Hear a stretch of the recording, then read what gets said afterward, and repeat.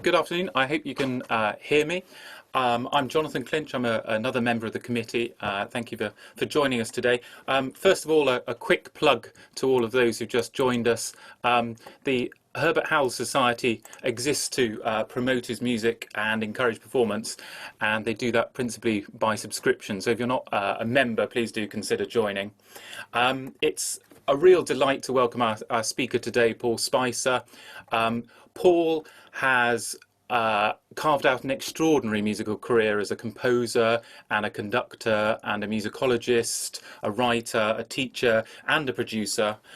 He's conducted many acclaimed recordings with the Finzi Singers and more recently on Som Records with the Royal Birmingham Conservatoire Chamber Choir.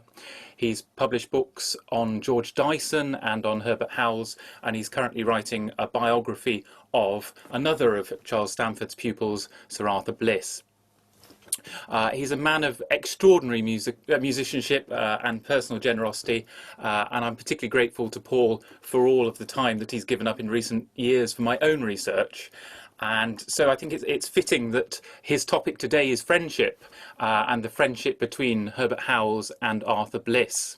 Now, Howells captured Bliss in several pieces, the orchestral suite The Bees, in the Collection House's Clavichord, and in Harlequin Dreaming, a piece that appeared this year for the first time on Matthew Shellhorn's piano disc. But of course, Bliss wrote in many genres that Howells never touched at all. So we've got operas, ballets, a symphony, and film music. So today's topic promises to be really, really fascinating. We'll have questions at the end, so please do pop those into the chat box as we go through at any time.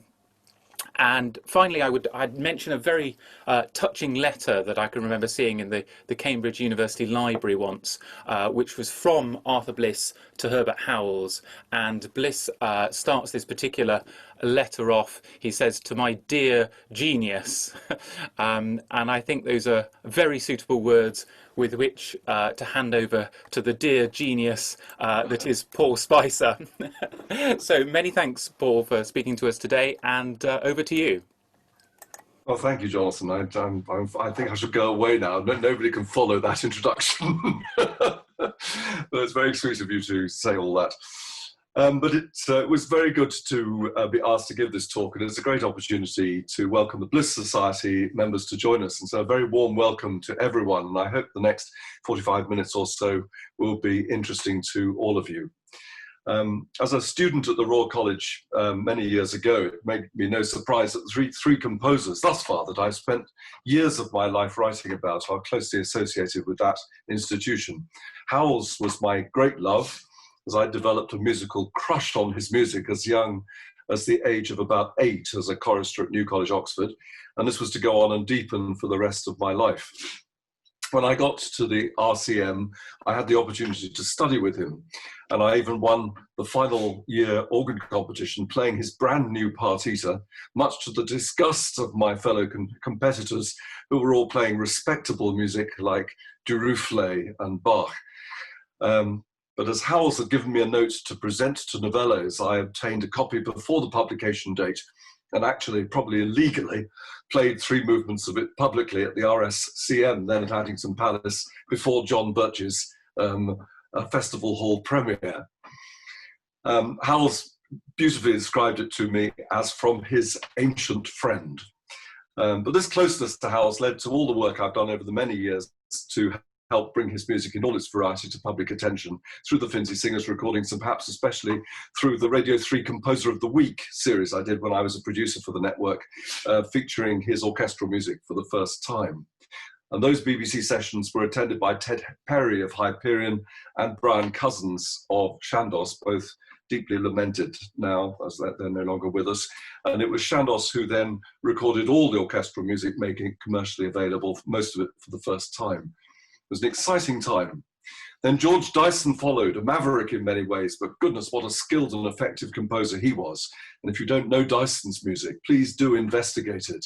The work which brought him to my attention was the wonderful violin concerto. I found everything after that simply reinforced my opinion that here was a voice that really needs to be heard and enjoyed.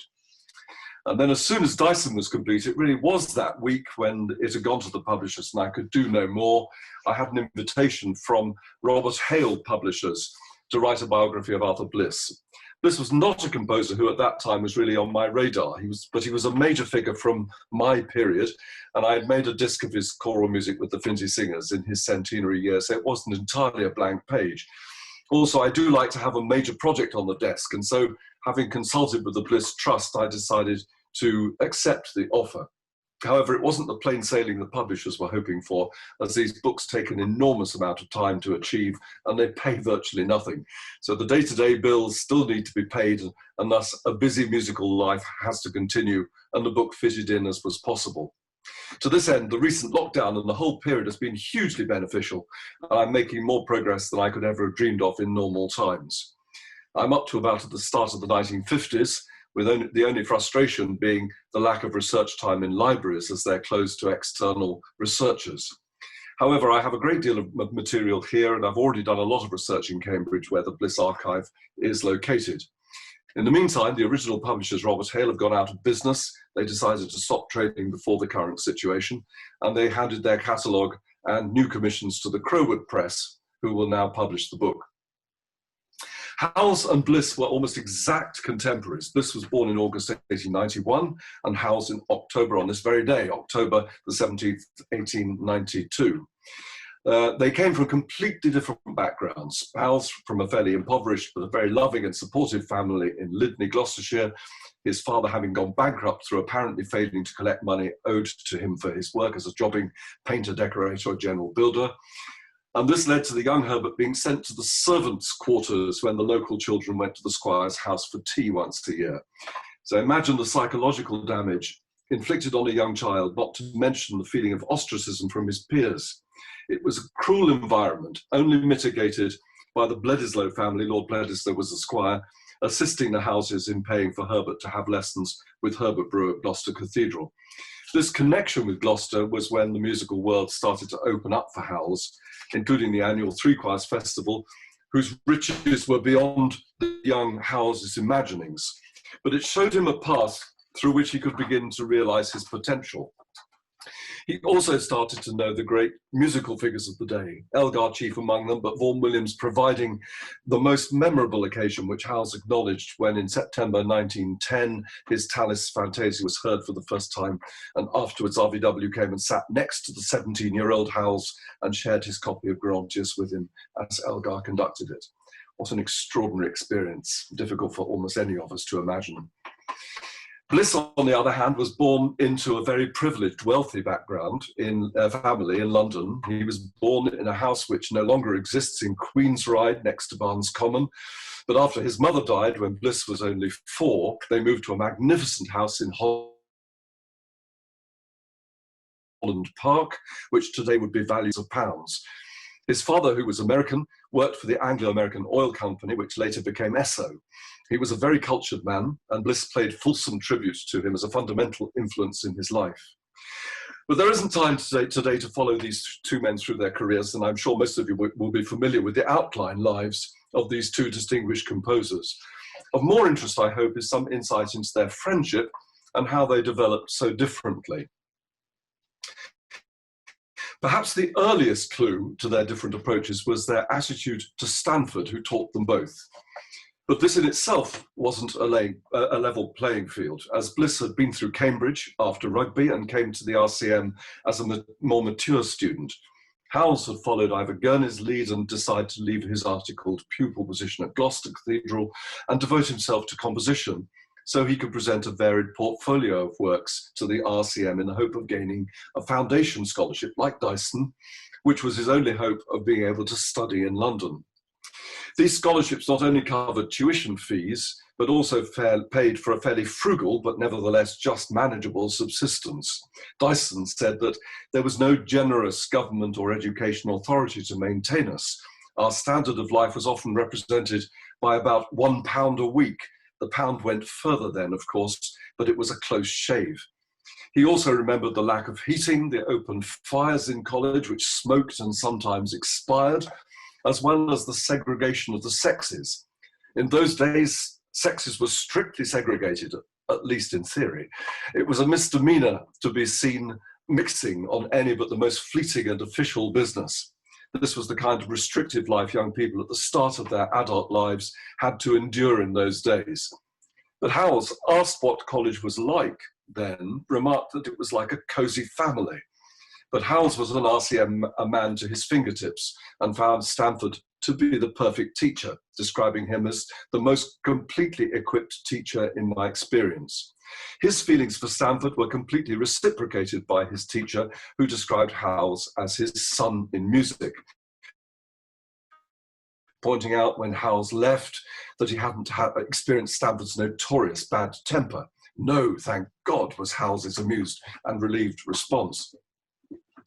But Bliss held a completely different view of Stanford, saying, I know it's usual to say of Stanford that he was a great teacher, but on his own confession, sometimes he would say that there were certain students, certain pupils who defeated him. He was defeated amongst others by Frank Bridge, who said he was a magnificent musician, but to him, the enigma of Bridges' personality stifled Stanford's efforts to help him. But Bliss went further in his own assessment of Stanford when he said, I prefer to forget the hours I spent with Stanford. They were not many. And from the first moment when he scrawled on my manuscript, he who cannot write anything beautiful falls back on the bizarre, I felt the lack of sympathy between us. He was a good teacher when in the mood. I felt that instinctively. And certain of his maxims, like let in air to your score, linger as truisms to be followed. Also, at 22, I was too old to conform. Well, Bliss went to the RCM in 1913 and stayed until almost the outbreak of war. He described it as an age of brilliant students, Herbert Howells, Eugene Goossens, Arthur Benjamin, Ivor Gurney among them. Of these, Howells had the outstanding talent. His quickly written scores showing a beautiful, resolute calligraphy with their technical maturity simply disheartened me. I had to learn one of the most painful lessons in life, said Bliss, that there are others born with more gifts than oneself. No amount of self-confidence can at heart convince one to the contrary. In a radio discussion between Howells and Bliss in 1972, Bliss commented that, I think you, Howells, were put on the perch. I think I followed you generally in lessons the same day with Stanford and heard nothing but Howells for a long time. You were a most disheartening person. Howells, in his turn, reminded Bliss, I remember you coming to me with a copy of Crime and Punishment. I always remember the way Howells said that, Crime and Punishment by Dostoevsky. And I pretended that I hadn't even heard of Dostoevsky. I got the idea that you fellows, my fellow students, if I may call you that, had got the idea that I was on the perch, and perhaps I ought to come off it. But in fact, Howells and Bliss became very good friends. Bliss remembered that Howells, Goossens, and Benjamin became particularly close friends, adding greatly to the zest of evenings at the Diaghilev ballets and operas at the gallery, operas in the gallery at Drury Lane or His Majesty's Theatre. These evenings were shot through with unexpected excitements as the curtain went up on a Bakst design or the opening notes of a Stravinsky score were heard. In a lovely sign-off, Bliss remembers a return home from such a feast, and we seemed to board the bus with the dash of a Nijinsky leap. All the happiness and the joie de vivre of youth was so cruelly to be curtailed by the declaration of war in August 1914. Bliss and his younger brother, Kennard, volunteered, and Kennard was killed 2 years later. Bliss's response and attempt to exorcise the ghost which haunted him was his choral symphony Morning Heroes of 1930. Bliss's other brother, Howard, was sickly at this time and was excused active service, as was Howells, recovering from Graves' disease, which almost cost him his life had he not been a guinea pig for the new treatment injecting radium into his neck. This was supposed to make him infertile, but that was sadly passed to his daughter, Ursula, and Howells's own loss was, of course, his young son, Michael, with Howells's response to that tragedy being hymns paradisi, suggested by Ursula to help him assuage his almost uncontrollable grief. So there was much which bound these two men together at a fundamental level. Bliss's nickname, as Jonathan has already pointed out, for Howells was genius. So Bliss wrote from the Empire Hotel in Buxton on the 14th of August 1916 as follows, including some rather strange language uses. My dear genius, how you are. I expect you're very surprised to hear from me and from such an address. The truth is I'm recuperating after being wounded in the ankle at La Boisselle on the 7th of last month. Heavens, what a week that was. What carnage, what blood, what wonderful deeds, what wonderful men, what prisoners, what guns, what sights. I remember a parapet of dead Germans right across the village, some still breathing. The last sight of the trench before I was taken away reminds me of a sergeant I saw there, a big, full-grown man playing like a child with his own boot. Why am I dilating on these things? I don't know. Here I am in the bosom of my family, enjoying the beautiful peak and hills of Derbyshire. I take long walks on the moors and try to forget and think a little bit about music. I hope to see you at the beginning of next term. I have sick leave until September the 27th, which is very generous considering my ankle is practically well. After that, my fate lies in the lap of the gods. May they treat it kindly. And indeed, Bliss was treated kindly by the fates, though he had to endure what he described to his father as a gulp of gas before the whole thing was eventually done with, and he could return to a normal life, or at least a civilian life, and get on with what had been put on hold for 4 years. But before that happy ending, Howells wrote a remarkable letter to Bliss on the 17th of September 1918, which I want to read to you in full, as it was a letter I hadn't come across before, and I think shows so much about Howells and about the depth of their friendship together, with some fascinating insights into his thoughts about composition, relating to both him and Bliss, with 1 or 2 digressions along the way. My dear Arthur, your letter made me curse for 2 reasons. For your going to France again, and for the fact that I was in London on September the 5th and 6th doing nothing save labouring under the illusion that you were already out of England. Your letter caught up with me at Beaconsfield in Bucks 2 days after your going away. I think no friend of yours ever had a juster reason for annoyance, for it's far too long since we've met. I need not repeat how much I enjoyed seeing you always, first of all in the RCM, then in the Church Street garret, then at Holland Park, and best of all in Salisbury Close. And then Howells was assistant organist at Salisbury. And then the glimpse I have of you one day in a muddled and turgid Oxford Street. I haven't seen enough of you. I curse, therefore, though my cursing may be as unreasoning as the cause of it.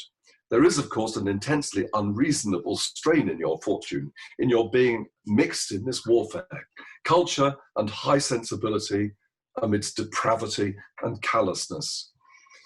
There is reason in denouncing that much of the aspect, but there is so much else to be considered, and its consideration brings one to almost the extreme point of admitting the necessity, not the reasonableness, of the sacrifice of Brooke, of Dennis Brown, of your brother, of Hopkinson, of the Grenfells, of Ball. It's just war. It's for the fundamental fact of war that there is no shadow of vestige of justification. I shall go on cursing. But thank God nothing worse than captivity chanced for Benjamin, Arthur Benjamin. He had a lucky escape from death, and in escaping death, he has escaped further risk from the war. On July the 31st, he set out in his machine with 8 others to get over the German hinterland. They rose to 13,000 feet and were brushing along under the clouds. But the clouds were hiding 40 German planes, and the 40 swooped on the 9. Out of the 9, only 2 returned to France. Benji's engine was smashed, but with great luck, he got down under control and was not scratched even. They took him first to Rastatt. Now he's in Karlsruhe. His kit was returned from France a few days ago, and among some manuscripts I found 2 or 3 unfinished things, best among them the greater part of a sonata movement for violin and piano. There's nothing for it but to retain it as it is against the day of his return, whenever that date may be. He should find ample opportunity for composition at Karlsruhe, and perhaps a tremendous incentive in being in the land of Beethoven and Bach and Wagner. In a week or 2, I will return your works to Holland Park. Bless you for letting me read them. I have not the energy to write all I feel about them, and bed is an awkward place for writing in at best. But I can tell you that the sonata movement pleases me very much, and that the Waltz de la Mer song is interesting and the other song has intensity. But the sonata is the best of the bunch. I like its freshness, its unforced energy, its fresh air and sweet-smelling earth, the sort of music which the unknown creator of some of our best folk songs might have done if he had suddenly launched into sophisticated formal music immediately after a trip which embraced some of the best of our rural counties and during which he read exclusively French authors. There's a mix for you. And in this particular piece of your work, there is a certain quality which for me adds a charm, but which for many would seem like a weakness. It reveals that strangely characteristic restiveness in your musical mind. When you write a poem, you insist on every letter of the alphabet doing its fair share. Some poets do their greatest stuff with A, B, C, and about 2 additional vowels. When you come to write a symphony, you will use in your first movement enough material for 16 of Beethoven's or 26 of Brahms. That's what Elgar has done in his symphonies. All the up-to-dates are doing it. Music is getting to the stage of thoughtlessness, which almost demands a rationing scheme. For my own part, I love the prodigality of the moderns, and your indulgence in it is the quality in your music which some would count as weakness, and others, myself included, an added charm. I'm prodigal too. Most of us are in our music. We seem averse to chasing a thought to its logical conclusion. There's no use in our pretending that we think as much as the older men did. Thinking hard is undoubtedly productive of the greatest things. The Almighty must have done a devil of a lot of it in the talked of first 7 days. We might make of him an example. But no, Arthur, we turn our backs on thought too often. We feel, as does the man who is suddenly hit on the head with a stick, and like him, our vision is blurred, and there are too many stars. I do not infer that you are ever seeing stars in your music, but our music is essentially sensitive stuff, and I'm so horribly convinced that the hypersensitive things are not durable. I believe most of us in these days are doing all the feeling. Our sons or our sons' sons will begin the thinking, and then there'll be great musical things in the land. I spent an amusing afternoon with G.K. Chesterton in Beaconsfield a few days ago. He has a delightful house and a good old English way of spending life, it seems. I really enjoyed talking with him. His conversation sparkled. It seemed like a toy in his hands, and he played with it so amazingly and did such antics with it that I began to fear he'd break it. Perhaps it was more the effect of his physical girth than the breadth of his intellect. I have you constantly in mind. I find myself forever looking beyond this war to the days of piping peace and the continuation in them of some, if not all, of the delightful events which coloured them of old and so rosily. And that after all implies a resumption of comradeship with one's best friends. Friends of friends, absent or present, alive or dead. But I like best those whose legs can still carry them, whose cheeks still flush, whose tongues still wag. Be one such for years to come. With love, Herbert.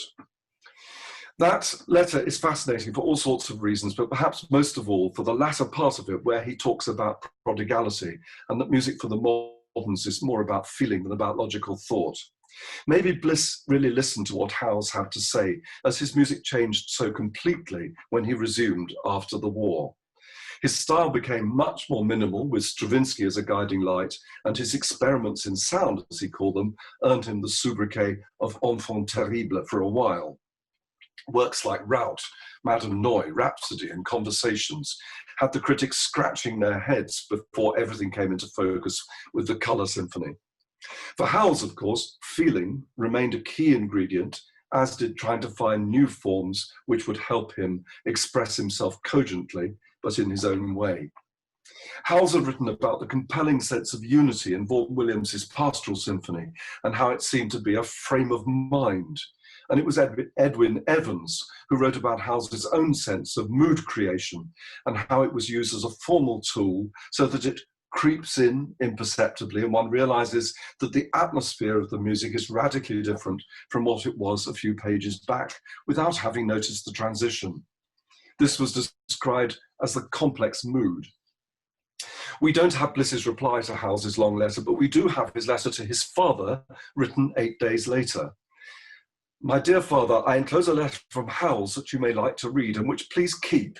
He's one of the few people that when writing letters completely effaces himself. And this one, when you read, you will see is all about his friends. You'll see that he is returning my music to you. When you open it, will you write on top of the violin sonata, to Lady Elgar? By way of a bit of relief from my voice, I'll play you some of Bliss's violin sonata movement discussed in the letter.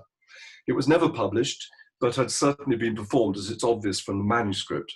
Extensive passages were crossed through, but revisions were discovered, and the whole thing put together by Rupert Marshall Luck, who recorded the work with Matthew Rickard. For those of you who are familiar with the post-First World War Stravinsky-inspired Bliss, who was determined to move British music forward almost single-handedly, this sonata will show how much he and Howells had in common at the time. Think of Howells's wonderful piano quartet in A minor, and you'll hear at least an approach to style which they shared at that point. But even Howells, whose style didn't change as radically as Bliss's after the war, fell foul of Stamford's opprobrium relating to his second violin sonata, written in 1917, but not performed until 1919, and which, to my mind, is the strongest of all his four sonatas for the instrument. Stamford said to Howells, "I'm afraid I'm getting old, dear boy. I can't accustomize myself to these modern stinks." Howells replied that I'd pleased him, but in reality, it made no difference. The ultimate sadness was Stamford's own inability to recognize his strength as a teacher lay in all his composer students finding their own voices. He felt this moving away from his style to form their own as a weakness in his teaching, but nothing could be further from the truth. And I use this analogy in my own conducting teaching, giving students the technique they need, but encouraging them to find their own way of expressing themselves. Howells and Bliss developed hugely contrasting careers, which had more to do with their very different personalities than anything. To my mind, Howells was seriously limited by the effects of his material background. A boy who has suffered such indignities as I described earlier, and who was sent down to the butcher at the end of the day to plead with his spaniel eyes for the scrag ends of meat to feed the family for as few pennies as possible, was never going to forget those experiences. And it may go some way to explaining why he was so sensitive to criticism and withdrew works as a whim if they were not greeted with enthusiasm by either press or public. The reception of the second piano concerto and its immediate withdrawal from publication is a very good example of this. It's interesting that it wasn't until he was in his 60s that he felt he could write to Arthur Hutchings that in my comparative old age, I feel strangely freer to express myself in music, free of the 1,001 fears and fashions, comparisons and estimates being interminably made by one's contemporaries. There is in so many of us a crippling concern with public reaction and a critical opinion of Tom, Dick and Harry. The walls of one's study cannot shut these out, or is it that one fails to shut them out until one has one foot in the grave? Bliss, on the other hand, had an ebullient, confident personality and a totally focused approach to forging a musical persona which would get him noticed as soon as the 4 wasted years of war were over. It's interesting to me that Howells acted to create an impression and to cover his perceived personal issues, perhaps including the fact that he was very short in stature. Bliss wrote his natural ebullience and generally extrovert character into his music, some of the most successful of which was for others to act, or more often to dance to. He was also a very successful film composer, with his music to H.G. Wells's Things to Come being regarded as one of the greatest film scores of the era. Another area of contrast between these two men was Howells's extreme reticence about seeking performances of his music, where Bliss was endlessly proactive in persuading the most distinguished conductors of the day to program his music. He was not always successful, but it's telling that for some years he was the most performed British composer of his day in Europe and America. It's also worth remembering that Bliss was half American and married an American girl. And this, as well as his naturally energetic nature, may well have given him an innate ability to be rather more pushy than was common amongst the more naturally reticent English. Another real contrast between these two was Bliss's almost total focus on orchestral and chamber music. And he was a successful conductor of his own music, although it has to be said he did look rather like a regimental sergeant major when he was conducting. But Howells, while writing a number of orchestral and chamber music early on in his career, really focused on choral music. Once he'd taken over the music of St. John's, Cambridge, standing in for Robin Orr in the Second World War, and that happy meeting had taken place with Dean Milner White at King's when he took up the challenge to write a setting of the Te Deum, Collegium Regale, which kick-started his extraordinary outpouring of Anglican church music. He sat comfortably in that niche where he was really wanted, and he didn't have to work at getting performances. Everyone wanted their Howells setting. I remember Conrad Eden, who taught me organ for a while at Durham Cathedral in my school holidays, charging me with reminding Howells that he said he would write a set of canticles for Durham, but sadly they never materialized. Bliss wasn't interested in the church. Early in his adult life, he'd converted to Catholicism, but it didn't last, and he was never fully exposed to the English choral tradition, which fed so many of our principal composers. In fact, dare I say it, choral writing didn't come as naturally to him as writing for instruments. There are exceptions, of course. I think Morning Heroes is an outstanding work, and the use of a narrator was an inspired idea.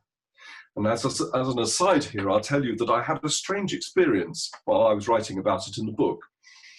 There are interesting connections between it and the revised version of the Colour Symphony. I was in one of those very early morning, half-waking, half-sleeping periods when, for absolutely no reason, I started thinking about Berlioz's Symphonie Fantastique. It's a work I know and enjoy, but I haven't consciously listened to or thought about for quite a long time. It was as if something was nagging me to look at it. And when I did, I found what is, I think, the secret connection with Quenard in this work. He was a fanatical Berlioz enthusiast, and Bliss makes a connection in his final movement with Berlioz's third, the Scène au Champ, which Bliss could well have read and felt as the French fields in which his brother died. Even more striking, though, is his 6/8 theme, which very obviously mimics Berlioz's at this point.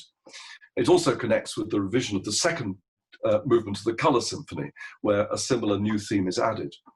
I feel there's a strong case to be made for a deliberate embedding within both these major works, a personal, private connection with Quenard, which goes deeper than the overt dedication of the whole work. We've heard a bit of very early Bliss, and we should play something of Howells. I feel that I want to represent him in big choral orchestral mode. David Hill's new recording of the Missa Sabrinensis is the revelation we all hoped it would be. In my Howells biography, I wrote about this work that, liking or disliking a part, has there yet been a performance of the work which actually deals with all the issues raised in constructive criticism? Well, to my mind, David's recording has indeed dealt with the issues triumphantly. And here we undoubtedly have Howells's magnum opus in all its glorious coat of many colours and moods, to mix metaphors. I'm going to play you a section of the Agnus Dei, which to me is one of the most sublime things Howells ever conjured from pen on paper. It also reminds us just how misjudged this work was initially. We mustn't forget just how limited the three choirs' resources were in those days, and it's amazing that the work ever got off the ground. The chorus's nicknames for the work were the Seven Boar and the Missa Myxomatosis, which referred to the outbreak of the disease that year. These rather cruel names show how little the work was understood or appreciated. All the chorus felt was how incredibly difficult it was and how little time they had to prepare it. But it should be remembered too just how problematic Bliss's Colour Symphony also was at its first performance in Gloucester in that amazing year of 1922, when Howells's Sine Nomine Gusens Silence and Bliss's work were all premiered. As Bliss was about to start conducting his work, several players were removed from the stage because the place was too full. Key instruments were taken from his orchestra, and yet somehow they all got through it and people recognized the strength and originality of the music despite these problems which hadn't been anticipated or prepared for. Imagine Bliss's disappointment. I've talked for nearly enough, but I want to say a little about the writing of Bliss's biography. I said before that Bliss was not really on my radar, and at first I found getting into the music quite difficult. It didn't speak to me in the way that other British composers did. I found some of his naturally fanfare style wearisome in works that I knew, where in Howells I adored the mystery and the sensuality. That Agnus Dei is a prime example. And in Dyson I loved the lyricism. I took as my starting point something which Bliss said at the end of his life, that if you want to get to know me, listen to my music. So I decided to start the book as a detective story, looking for clues which would bring Bliss closer to me, open him up, tell me what he was thinking, and seeing what made him tick. There were a lot of clues, but still there was a lot of enigma too. I'm not going to tell you my conclusions here, as I don't want to do a spoiler, and I want you to read the book when it comes. But I do want to say that I eventually found my way into not only a genuine appreciation of his work, but by the time we get to the 1940s, a real amazement at the skill, the inventiveness, the creativity, and the sheer amount of music, together with the development of a truly personal style which gained him an enormous respect and affection all over the world. Morning Heroes, the Viola Sonata, the First String Quartet, Checkmate, Miracle in the Gaubles, Adam Zero, the Piano Concerto are just some of the major works of this period which really need revisiting and presenting to a new public. They are outstanding works, and there are many others worthy of all our attention. And it's somehow extraordinary that these huge achievements are currently so overlooked and underperformed. Howells wrote the Missa Sabrinensis in 1954, and I'd like to play you an extract from one of Bliss's greatest works, written a year later, the Meditations on a Theme of John Blow. This was commissioned by the Feeney Trust for the City of Birmingham Symphony Orchestra, and Bliss wrote of the work, "If I were asked for a few works that represent my life's work, this would certainly be one of them. It's a series of variations on a theme by the 17th century composer John Blow, but in actuality, it's more a series of reflections on the verses of Psalm 23, the Lord is my shepherd. And it's a notable feature of the work that the only time the whole theme is heard in its entirety is in the final variation, the finale, in the house of the Lord. And here, it is brought through the orchestra rather like the wonderful ending of Britain's Young Person's Guide to the Orchestra, where Purcell's great melody sounds forth. I'll play you this finale, not right to the end, as it's quite a long movement, but until the magical wind down from that playing of the theme. As a theme of this talk has been the great friendship between Howells and Bliss, I just want to end with a lovely letter which Howells wrote to Bliss on the 4th of November 1959, when Howells was master of the Worshipful Company of Musicians, and Bliss had given an address to the company the previous night, as it encapsulates everything about friendship, and theirs in particular. And he says, "My dear Arthur, I don't think I can lay hands upon any words that could quietly and affectionately make you realize how touched I was by your speech last night, and how delighted the whole company was, as I so well know, to have you in our midst. You once said, and I so well recall, that in real friendship between individuals there can be no division or interruption, that there is not even resumption and renewal after long gaps, since the thing itself is too flexible to be broken. For my part, it's always been true in that sense of what I feel towards you yourself, and you won't doubt it. You have a curious, nostalgic spell over me, increased last night so much by your recalling your father. How glad I am I knew him a little, and how secure one's memory can be as touching such as he was. Your being there at all, and over and above your touching and brilliant speech, simply made the function for everyone, and most of all for me. Bless you. With love to you both, yours ever, Herbert." And on that lovely note, I'll stop. Thank you so much for listening.